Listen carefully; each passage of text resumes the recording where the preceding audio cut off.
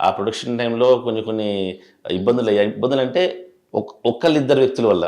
అది నీకు తెలిసి ఉంటది. అవును. సో తర్వాత మళ్ళీ మేము వెళ్లి ట్రై చేయలేదు. హ్మ్. ఎందుకంటే మేము ప్రొడ్యూస్ చేయగలమని చెప్పి డెఫినెట్‌గా అన్ని ఛానల్స్‌కి తెలిసి ఉంటది. ఎందుకంటే అలాంటి ప్రోగ్రామ్ ఇప్పటిదాకా ఎవరు చేయలేదు. చేయబోరు. యూనిక్ ఎందుకంటే థాట్ అది.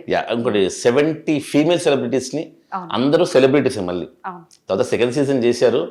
అది ఫైనల్స్ కూడా జరగలేదు. ఏదో విన్నాను నేను. Second, third season.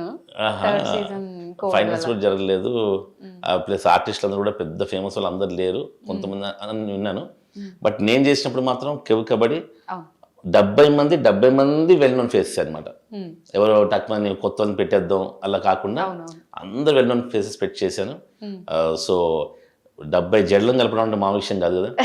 So TV ఇండస్ట్రీకే channels వల్లే మనం గుర్తించి మళ్ళీ పిలుస్తారనుకుంటాం అనమాట. Hmm. సో ఇప్పుడు ప్రొడ్యూసింగ్ అంటే ఏంటి? Organising a serial or organising a show.